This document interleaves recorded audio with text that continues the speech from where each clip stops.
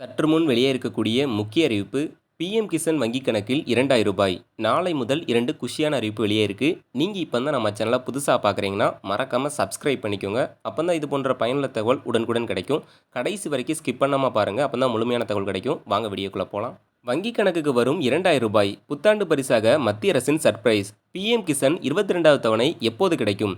இந்திய விவசாயிகளுக்காக மத்திய அரசு செயல்படுத்தி வரும் பிரதான் மந்திரி கிசான் சம்மன் நிதி யோஜனா திட்டத்தின் கீழ் 22வது தவணை விரைவில் வர இருக்கிறது.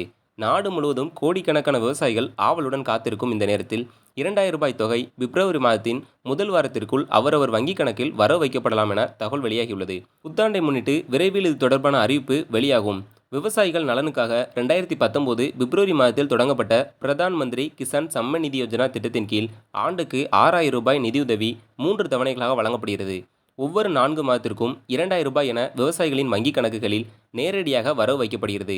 இதுவரை 21 தவணைகளாக இந்த உதவி வழங்கப்பட்ட நிலையில் கடைசியாக பிரதமர் நரேந்திர மோடி அவர்கள் 21வது தவணை பணம் பீகாரில் நடைபெற்ற நிகழ்ச்சியில் வெளியிட்டார். இந்நிலையில் 22வது தவணை எப்போது நிதி வெளியாகும் என எதிர்பார்ப்பு விவசாயிகளிடையே எழுந்துள்ளது. அந்த வகையில் பிஎம் கிசான் திட்டம் ரூபாய் தொகை பிப்ரவரி மாதத்தின் முதல் பாதிக்குள், அதாவது முதல் வாரத்தில் வங்கிக் கணக்கில் வரவு வைக்கப்படலாம் என கூறப்படுகிறது.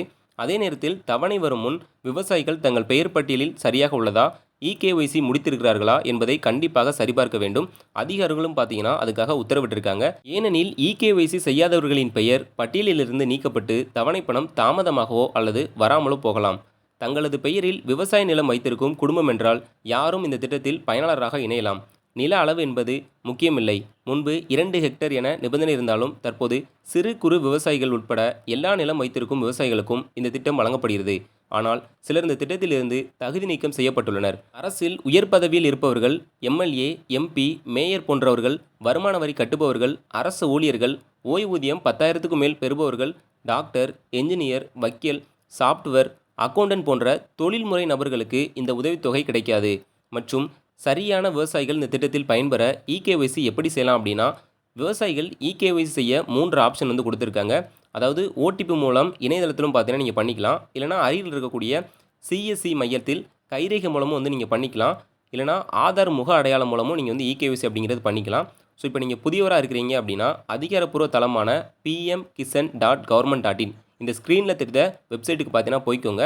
ஸோ அங்கே போனதுக்கப்புறமா அதில் கேட்கக்கூடிய உங்களுடைய மொபைல் நம்பர், இல்லைனா ஆதார் கார்டு நம்பர், இல்லைனா அக்கௌண்ட் நம்பர் கொடுத்து நீங்கள் லாகின் பண்ணிக்கலாம். அதில் கேட்கக்கூடிய விவரங்களை நீங்கள் நிரப்பினாலே போதும். ஒவ்வொரு 4 மாதத்திற்கு ஒரு முறையும் ரூபாய் கிடைக்கும். வருஷத்துக்கு ரூபாய் நேரடியாக உங்களுடைய வங்கி கணக்கு வரும்.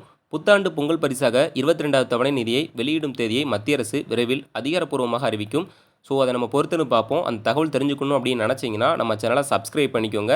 முக்கியமாக உங்களுடைய இகேஒய்சி அப்படிங்கிறத முடிச்சுக்கோங்க. வீடியோ பிடிச்சிருந்தால் லைக் பண்ணுங்கள். உங்களுக்கு தெரிஞ்ச விவசாய ஃப்ரெண்ட் யாராச்சும் இருந்தாங்கன்னா அவங்களுக்கு ஷேர் பண்ணுங்கள். நன்றி.